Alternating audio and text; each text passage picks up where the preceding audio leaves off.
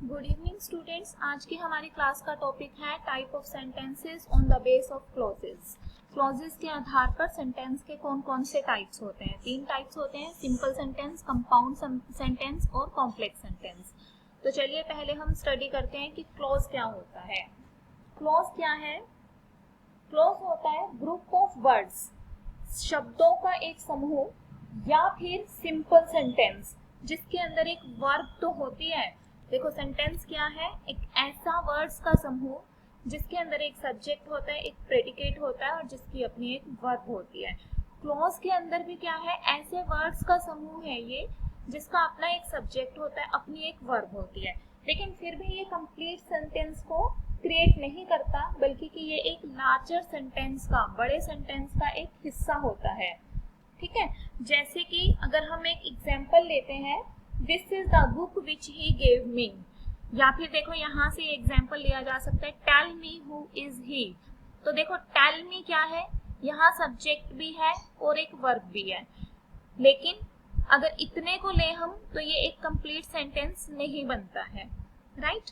अब सेंटेंस का एक हिस्सा तो ये है लेकिन कंप्लीट सेंटेंस नहीं है। इसी तरह से हु इज ही, ये कंप्लीट सेंटेंस है अपने आप में। हु इज ही, कि वह कौन है। अब ये जो सेंटेंस है इसके पास अपना एक सब्जेक्ट है, अपना प्रेडिकेट है, एक वर्ब भी है इसके पास, तो ये कंप्लीट बन जाता है, लेकिन फिर भी एक लार्जर सेंटेंस का आधा हिस्सा है ये, इसलिए इसे हम क्लोज के रूप में काउंट करेंगे। अब जो क्लॉजेस है, क्लॉजेस के टाइप्स हैं जैसे कोऑर्डिनेट क्लॉज और सबऑर्डिनेट क्लॉज। कोऑर्डिनेट क्लॉज क्या होती है? इस क्लॉज के अंदर, कोऑर्डिनेट क्लॉज के अंदर जो क्लॉजेस होती हैं, 2 क्लॉजेस होती हैं, वो एक दूसरे के इक्वल होती हैं रैंक में, मतलब दोनों अपने आप में एक इंडिपेंडेंट सिंपल सेंटेंस को क्रिएट कर सकती हैं, दोनों का अपना कंप्लीट मीनिंग होता है। जैसे देखो, शी केम, वह आई, तो इसमें एक सब्जेक्ट है और एक वर्ब है, ये दोनों अपने आप में कंप्लीट है। इसी तरह से शी सेट, वह बैठी, शी एट, उसने खाया, तो तीनों अपने आप में पूरा पूरा सेंटेंस बनाती हैं, पूरा इंडिपेंडेंट सेंटेंस बनाती हैं इस तरह से, लेकिन सारी मिलकर एक नया सेंटेंस बनाती हैं जिसे हम कोऑर्डिनेट क्लॉज कहते हैं। राइट? अब ये जो सेंटेंस, ये जितने भी वर्ड सेंटेंस हैं, यहाँ पहले एक सेंटेंस केम तक, ये कोऑर्डिनेटिंग क्लॉज है, फिर शी सेट तक, फिर शी एट तक। राइट? ये तीनों कोऑर्डिनेट क्लॉज हैं क्योंकि तीनों का अपना एक कंप्लीट मीनिंग है। अब एक दूसरा एग्जांपल देखो, either Peter has done it और you are responsible for this problem. इसमें पहला जो सेंटेंस है वो क्या है कि या तो पीटर ने ये किया है, either Peter has done it और you are responsible for this problem, और इन्हें किससे कंबाइन किया गया? और से कंबाइन किया गया। फर्स्ट सेंटेंस में हमने देखा किसी को भी कंबाइन नहीं किया गया था, वो सिर्फ क्लॉजेस के एग्जांपल थे, सेंटेंस नहीं था ये। लेकिन ये जो नेक्स्ट एग्जांपल हम ले रहे हैं, ये क्या है? एक कंप्लीट सेंटेंस है जो 2 क्लॉजेस से मिलकर बना है। इसके अंदर पहली क्लॉज क्या है? Either,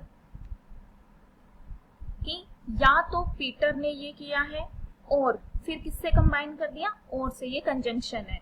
you are responsible for this problem, तुम इस प्रॉब्लम के लिए रिस्पॉन्सिबल हो, तो दोनों का अपना एक कंप्लीट मीनिंग है। इस तरह से दोनों क्लॉजेस कोऑर्डिनेट क्लॉज है, और जब 2 कोऑर्डिनेट क्लॉज से मिलकर एक सेंटेंस बनता है तो उसे हम क्या कहते हैं? कोऑर्डिनेटिंग सेंटेंस या कोऑर्डिनेटिंग क्लॉज सेंटेंस। ठीक है, नेक्स्ट क्या है? Subordinate clause. सबऑर्डिनेट क्लॉज कौन सा होता है? ऐसी, इसे हम सबऑर्डिनेट क्लॉज को डिपेंडेंट क्लॉज भी कहते हैं। ठीक है, क्या कहते हैं? Dependent clause. अब क्यों कहते हैं इसे डिपेंडेंट क्लॉज? क्योंकि ये ऐसी क्लॉज होती है जो मेन क्लॉज पर या प्रिंसिपल क्लॉज पर डिपेंड करती है। यानी एक सेंटेंस के अंदर जब 2 क्लॉज हो जिनमें से एक मेन है, तो दूसरी कौन सी रहेगी? सबऑर्डिनेट रहेगी। अब देखो example, tell me who he is, या who is he. Tell me, मुझे बताओ, एक क्लॉज तो ये बन जाती है। दूसरी क्या है? हु इज ही, जिसका पूरा कंप्लीट मीनिंग है, वो तो बन जाती है मेन क्लॉज, और जो अपने मीनिंग के लिए मेन क्लॉज पर डिपेंड रहती है वो होती है सबऑर्डिनेट क्लॉज। अब हु इज ही, ये तो कंप्लीट है तो ये मेन क्लॉज है। टेल मी, मुझे बताओ, क्या बताओ, ये कब समझ आएगा, जब पूरा सेंटेंस बोला जाएगा। तो ये क्या है, सबऑर्डिनेट क्लोज है। इसी तरह से कैन यू सजेस्ट, क्या तुम मुझे सुझाव दे सकते हो, क्या सुझाव दे सकते हैं कि how it can be done, इसे कैसे करा जाए। तो यहाँ हाउ क्या है, कंजंक्शन है, और इसे it can be done main close से जोड़ा गया है। तो सबऑर्डिनेट क्लोज क्या है, कैन यू सजेस्ट। अब हम चलते हैं टाइप ऑफ सेंटेंसेस पे जो हमारे सिलेबस का पार्ट है। देखो, सबसे पहला है सिंपल सेंटेंस। सिंपल सेंटेंस क्या होता है, a sentence consisting of only one clause, एक ऐसा सेंटेंस जिसके अंदर सिर्फ और सिर्फ एक क्लोज होती है, जिसमें एक सब्जेक्ट होता है और एक प्रेडिकेट होता है। सब्जेक्ट और प्रेडिकेट कल हमने रीड किया था। सब्जेक्ट क्या होता है, जो किसी काम को कर रहा है, और प्रेडिकेट क्या होता है, सब्जेक्ट के बारे में जो भी बताया गया है वो सारा प्रेडिकेट होता है। अब एग्जांपल्स हैं, जैक लाइक्स फिशिंग, जैक क्या है, सब्जेक्ट, लाइक्स फिशिंग क्या है, प्रेडिकेट है। तो यहाँ देखो सिर्फ एक ही क्लोज है, जैक लाइक फिशिंग, वहीं पर भी कोई कंजंक्शन नहीं है। अगर कंजंक्शन होती तो कंजंक्शन के बाद क्या करते हैं, हम किसी चीज से किसी दूसरे सेंटेंस से इसको जोड़ते हैं। जैसे मान लो जैक्स लाइक फिशिंग एंड, और मैं आगे कह दूं हिज ब्रदर लाइक्स डांसिंग, तो एंड क्या है, कंजंक्शन है, और हिज ब्रदर लाइक डांसिंग एक दूसरी क्लोज हो जाती, तब ये सिंपल सेंटेंस ना होकर कंपाउंड सेंटेंस बन जाता। लेकिन यहाँ जैसा कि कोई कंजंक्शन नहीं है, तो ये क्या है, एक सिंपल सेंटेंस है। ठीक है, इसके बाद नेक्स्ट एग्जांपल है, Angela is the cutest girl in the class, इसमें भी कोई कंजंक्शन नहीं है, तो ये भी सिंपल सेंटेंस है।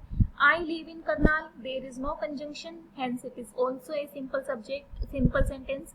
My sister writes poetry, it also has no conjunction, so it is also simple sentence. अब हम चलते हैं कंपाउंड सेंटेंस पर। कंपाउंड सेंटेंस कौन सा होता है, दिस सेंटेंस हैज टू और मोर मेन क्लोज, इनमें दो या दो से ज्यादा मेन क्लोज होती हैं। मेन क्लोज हमें पता ही है, जिनका अपना कंप्लीट मीनिंग होता है, उन्हें हम मेन क्लोज कहते हैं, जो अपने मीनिंग के लिए दूसरे पर डिपेंड नहीं रहती हैं। और इसमें दो मेन क्लोज होती है या दो से ज्यादा भी हो सकती है, joined together by coordinating conjunction, और इनको जोड़ने के लिए coordinating conjunctions का प्रयोग किया जाता है। अब coordinating conjunction कौन सी है, for, and, but, or, yet, so, still, therefore, ये जितनी भी कंजंक्शन यहाँ लिखी है ये क्या है, कोऑर्डिनेटिंग कंजंक्शन। इन्हें आप फैन बॉय से लर्न कर सकते हो। ठीक है, फैन बॉय मतलब एफ से फॉर, ए से एंड, एन से नॉर आ जाएगा यहाँ पर, और बी से बट, ओ से और, वाई से येट, और एस से सो स्टिल। ठीक है, तो ये जो फैन बॉयज के अंडर जितनी कंजंक्शंस आती है हमारी, वो क्या है, कोऑर्डिनेटिंग कंजंक्शंस है। और इन कोऑर्डिनेटिंग कंजंक्शन से जब दो मेन क्लोजेस को जोड़ा जाता है तो एक कंपाउंड सेंटेंस बनता है। जैसे देखो, this house is too expensive, ये हाउस बहुत महंगा है। फिर एंड कंजंक्शन यूज करी, तो एंड कौन सी कंजंक्शन थी, सेकेंड कंजंक्शन थी, coordinating conjunction. That house is too small, ये घर बहुत महंगा है और वो घर बहुत छोटा है। तो दो सेंटेंसेस हैं, दोनों का कंप्लीट मीनिंग है, यह घर बहुत महंगा है पूरा है, वह घर बहुत छोटा है ये भी पूरा है। दोनों को किससे जोड़ दिया, एंड से जोड़ दिया, तो दो मेन कंजंक्शन क्लॉजेस को एक कंजंक्शन से जोड़ा तो बन गया कंपाउंड सेंटेंस। अब नेक्स्ट है, traveller knocked at the door, traveller ने दरवाजे पर नॉक किया, एक सेंटेंस कंप्लीट है, बट कंजंक्शन है, नबडी केम टू ओपन इट, कोई इसे खोलने नहीं आया, ये भी कंप्लीट सेंटेंस है। तो इस तरह से क्या बन जाता है, ये पूरा टॉपिक कंपाउंड सेंटेंस था। नेक्स्ट है कॉम्प्लेक्स सेंटेंस। कॉम्प्लेक्स सेंटेंस में क्या होता है, कंपाउंड में दो मेन क्लोज थी, यहाँ पर एक मेन क्लोज होती है और दो या दो से, तो क्या है इसके अंदर दो या दो से ज्यादा सबऑर्डिनेटिंग क्लोजेस होती है। अब दो, एक मेन क्लोज और दो सबऑर्डिनेट क्लोज से मिलकर जब एक नया सेंटेंस बनता है उसे हम कहते हैं कॉम्प्लेक्स सेंटेंस। इसके अंदर कोऑर्डिनेटिंग कंजंक्शंस का यूज नहीं होता बल्कि कि रिलेटिव कंजंक्शंस का यूज होता है।